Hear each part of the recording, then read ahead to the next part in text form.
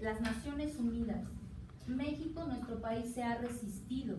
Si nosotros hablamos de educación en y para los derechos humanos, estaremos hablando de cultura de ciudadanía, estaremos construyendo ciudadanía, y hablamos de ciudadanía, pero los chicos siguen estando a un lado de eso.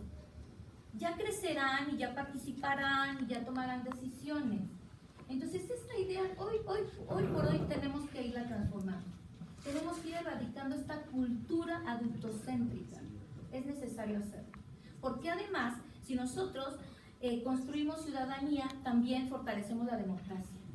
Y si hablamos de democracia en nuestro país, bueno, eso nos daría para otro congreso. Quiero decirles que las niñas y los niños hasta hoy han sido vistos como objetos de derechos. Como objetos de protección. Objetos de protección, objetos de un salón, objetos de un determinado espacio, pero no han sido vistos como sujetos plenos de derechos. Hoy las niñas y los niños, hay violaciones graves a sus derechos humanos en sus escuelas. Y entonces, pues bueno, pues ni modo, ¿no? Es la regla y es la norma, y es el reglamento, y es el acuerdo de convivencia que hay, y que está construido desde los adultos. Difícilmente hoy les preguntamos, digo hoy y nunca, ¿no? ¿Cómo están? ¿Cómo se sienten? ¿Qué necesitan? ¿Cómo necesitarían para construir la cultura de paz en sus aulas? ¿Qué necesitan para sentirse mejor? Y entonces nosotros hoy somos gestores de convivencia.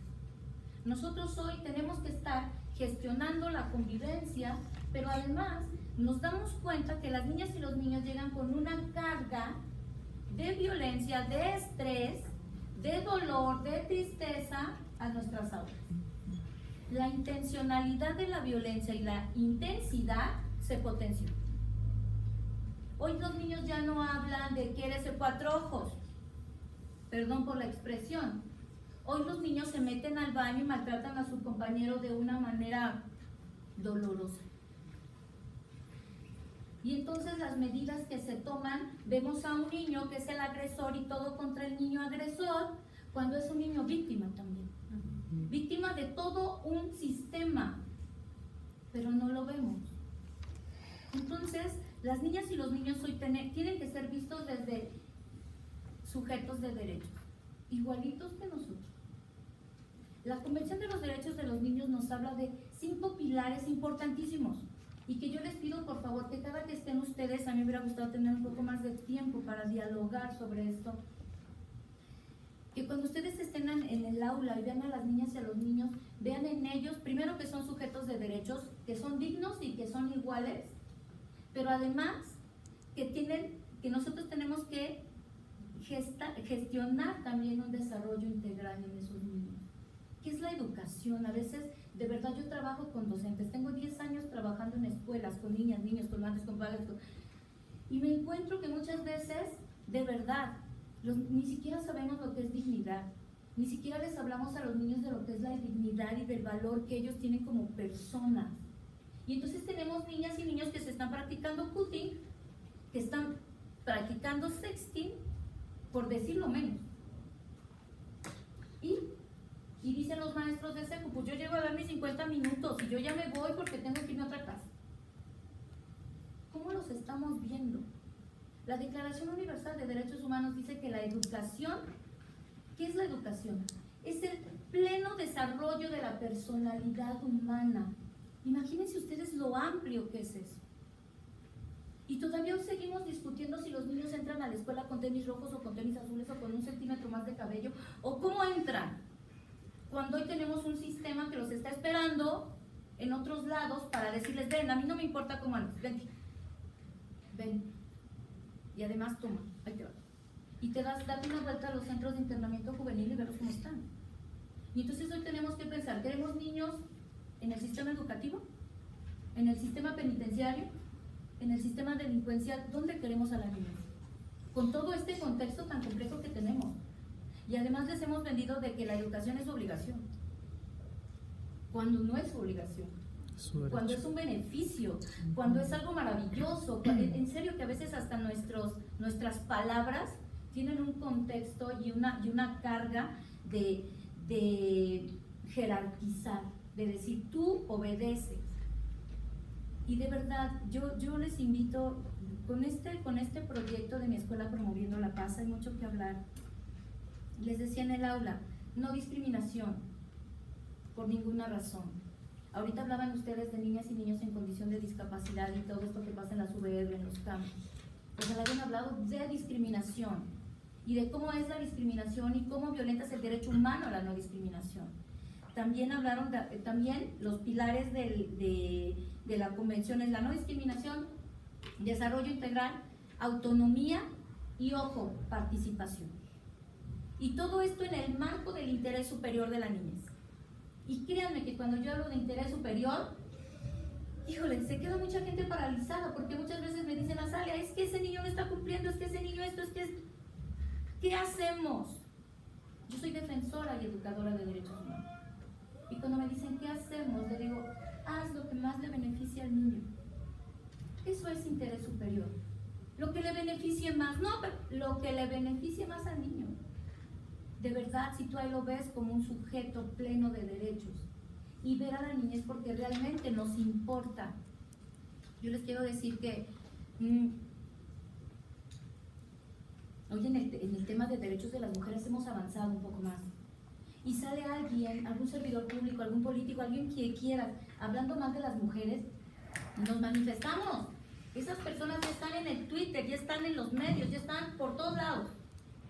¿Y saben quién alza la voz por las niñas y los niños en este país? Nadie. Pase lo que pase, nadie alzamos la voz por la niñez. Y eso es doloroso. Este programa de mi escuela Promoviendo la Paz, llegó un día un director de mi escuela y me dice, Azalia, tengo problemas graves de violencia entre pares. Antes de que se diera el boom que hubo en Ciudad Juárez, ustedes recordarán que a partir de ahí nacieron diferentes políticas públicas en materia de sana convivencia, se firmaron acuerdos entre la SEP, entre los sindicatos, entre todo el mundo. Pues antes de que pasara esto, 10 minutos, bueno. Entonces, llega este maestro Aarón y me dice, Azalia, ¿qué hacemos? Es que hay que ir a trabajar con los chiquillos, nadie los aguanta. Yo le decía, ¿por qué con ellos? ¿Por qué no trabajamos con las madres y los padres? ¿Por qué no trabajamos con las y los servidores públicos, con las y los docentes? ¿Por qué no los sensibilizamos a ellos para que conozcan sus derechos? No es que no queremos hablar de derechos, es que hoy tenemos que hablar de derechos. Porque hoy los derechos de los niños están en la agenda nacional, en la agenda pública. Están en el marco del nuevo modelo educativo. Hoy los derechos humanos y todos nos tenemos que formar en derechos humanos. Entonces, me dijo, como usted quiera. Muy bien. Me abrió la puerta de la escuela. Llegamos a la escuela Antonio Soto Solís y diseñamos una estrategia para entrar a trabajar con todas las niñas y los niños. Hicimos un diagnóstico previo. Este diagnóstico nos arrojó situaciones muy dolorosas para las niñas y los niños, desde madres y padres separados, desde niños que viven violencia en sus casas, desde niños que ya viven con un trauma, desde niños que... miles de cosas, niños que sus padres hoy están siendo o perteneciendo a grupos de delincuencia organizada. Y esto se está viendo en todos lados, ¿eh? No es un tema de escuelas públicas. Entonces, diseñamos un proyecto, entramos a trabajar con las niñas y los niños, pero era necesario conformar un proyecto, una estrategia de participación. Hoy necesitamos que las niñas y los niños participen y sean escuchados, y eso es un derecho humano reconocido en la Convención y reconocido por México en la Constitución y en la Ley General de Niñas, Niños y Adolescentes. Participación, mecanismos de participación. Por lo tanto, empezamos a trabajar en el aula a la par con madres y padres y a la par con las y los docentes, y se nos fueron ahí 7 meses.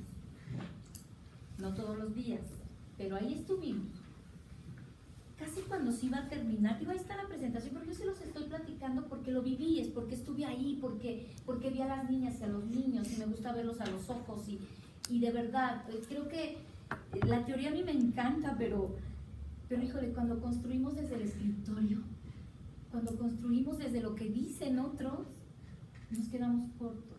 Porque necesitamos estar en la realidad. Hoy necesitamos ver lo que realmente está pasando, cuáles son los contextos, y a partir de ahí construir las políticas públicas, construir las acciones, construir los programas desde la realidad. Finalmente, cuando íbamos a terminar la implementación en cada grupo, en cada salón, en cada grupo, en cada espacio, talleres, de todo en respuesta a estas necesidades, no de los docentes, no de las madres y los padres, de las necesidades de las y los niños.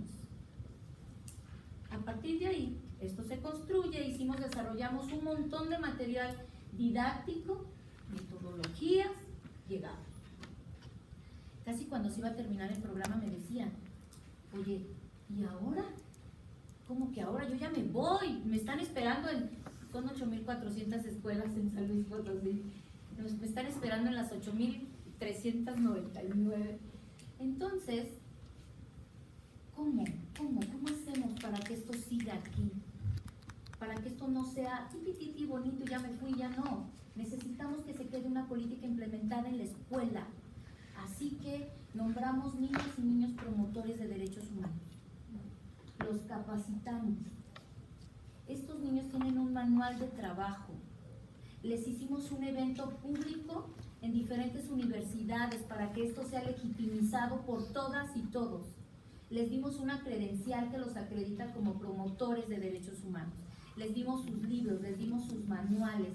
Y ellos hoy son niñas y niños que están frente al grupo, frente a sus iguales, hablando de derechos humanos, hablando de cutting, hablando de sexting, hablando de trata de personas y hablando de las demás situaciones que están viviendo ellos.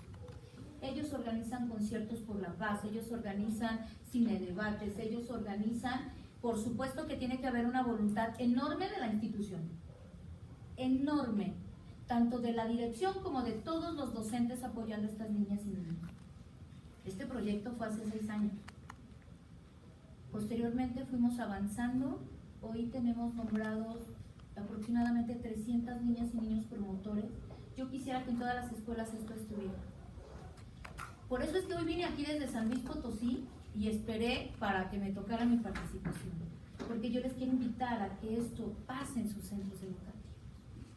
Cuando los niños terminaron la primaria, vámonos a seguirlos a la secu.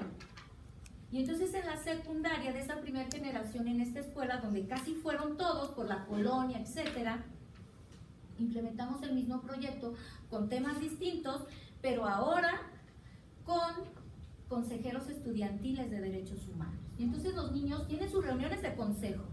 Los niños se sientan con la autoridad educativa y le dicen, hey, ese maestro, bla, bla, o hey, tenemos que hacer una pintada en la escuela, o hey, tenemos que hacer una campaña contra la no discriminación o contra la igualdad, o tenemos que tener charlas contra otras niñas que se están practicando cutting. ¿Cómo Los consejeros? Estudiantiles, consejeras y consejeros estudiantiles de derechos humanos. Esto le saca chispas a las personas porque piensan que cuando les demos la voz a los niños se van a levantar, se van a manifestar y entonces van a estar todo el tiempo juzgando y criticando. Pero ¿saben una cosa? Los tenemos que educar para la crítica. Los tenemos que educar para que este país cambie. Los tenemos que educar para que piensen, sientan y vean las cosas diferentes. Qué bueno que puedan decir. Quiero decirles que este proyecto lo participé el año pasado en el premio de educación Arnulfo que da la Organización de Estados Iberoamericanos. El premio Oscar Arnulfo Romero ganó el primer lugar a nivel nacional. Estuve en Cartagena con mis colegas hablando de todas estas problemáticas en otros países que conforman la Organización de Estados Iberoamericanos, con ideas inspiradoras maravillosas que están realizando. España, Argentina, Chile, Costa Rica, Portugal. Los niños llegan a meditar a su escuela 15 minutos todos los días, como una práctica cotidiana. Manejo de emociones, control de emociones. Hoy hablamos de esto en nuestras escuelas, no sé, yo no sé hoy cómo le vamos a hacer con el nuevo modelo educativo cuando trae una parte súper importante de todo lo que tiene que ver con herramientas socioemocionales. Posteriormente yo dije, es que esto no se puede quedar en estas 25 escuelas. Como verán, soy bastante apasionada y creo en esto. O sea, yo creo en las niñas y niños. Así que promovimos una reforma a una ley que tenemos en San Luis Potosí que se llama Ley de Prevención y Seguridad Escolar. Entonces, en esta reforma, yo sé que en la ley de la CEGE yo no lo iba a poder montar nunca, porque hay intereses políticos por encima de los derechos de las niñas y los niños. Así que, por lo tanto, hay esta ley, hicimos la iniciativa, propusimos la iniciativa, incluimos este modelo como un modelo de participación que atiende a la convención que, de acuerdo a la reforma constitucional que seguramente ustedes conocen de derechos humanos del 2011, hoy todas y todos nos toca promover, respetar, proteger y garantizar derechos humanos a fuerza. Y entonces, desde esta óptica, motivamos, fundamentamos para que este mecanismo de participación, que es un derecho humano de las niñas y los niños, tenga vigencia real en sus centros educativos. Entonces, escuelas primarias, niñas, niños promotores de derechos humanos, escuelas secundarias, consejeros y consejeras estudiantiles. De verdad, es asombroso lo que pasa. Lo tengo documentado. Directoras de escuelas que me decían, Azalia, yo recibía 70, más o menos al mes, 70 reportes de violencia en el aula, en toda la escuela. Hoy en este tiempo recibo 7, recibo 9, porque los niños están gestionando la convivencia también, porque son parte de la escuela, son los protagonistas del sistema educativo. Muchas gracias y buenas noches.